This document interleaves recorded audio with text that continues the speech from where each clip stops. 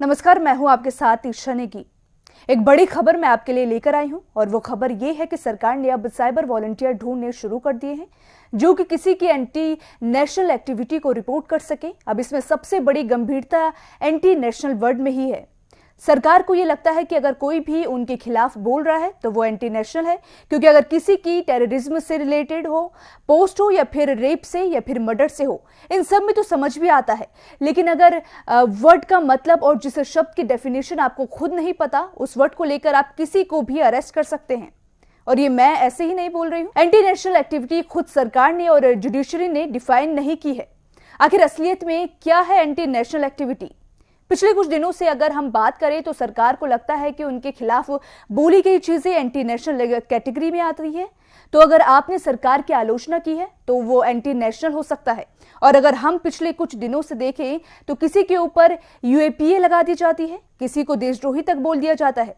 वो इन्हीं सब की चीजों के आधार पर है। फिलहाल शुरुआत में ही जम्मू कश्मीर और त्रिपुरा में इसका ट्रायल होने वाला है, लेकिन कोशिश एमएचए की यही है कि इसे धीरे धीरे पूरे देश में एक्सपेंड कर दिया जाएगा।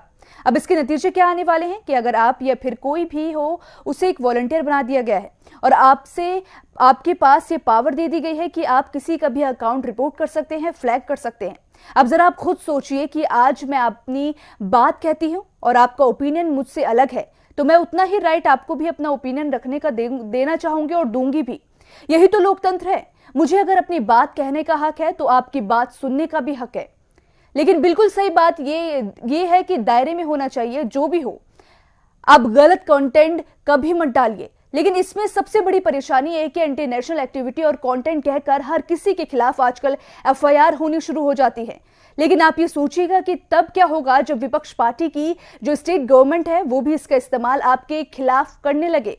फिर तो ये खत्म कब होगा? समझिए कि यूपी गवर्नमेंट कुछ करेगी तो महाराष्ट्र गवर्नमेंट उसके खिलाफ फिर और कुछ करेगी। तो इसका मोटिव क्या है और बेसिस क्या है, तो ये समझना इस वक्त सरकार को बेहद जरूरी है। और वैसे भी किसी के भी अकाउंट से कुछ गलत एक्टिविटी होती है तो वो सरकार के रडार में तो वैसे भी होती है। तो क्यों इसकी जरूरत पड़ी है? क्या सरकार नहीं चाहती है कि सच लोगों तक किसी भी तरह से पहुंचाया जा सके? खैर, मीडिया जितना सच बताती है वो तो आपको पता ही है, लेकिन अब सरकार सोशल मीडिया पर भी पाबंदी लगाना चाहती है।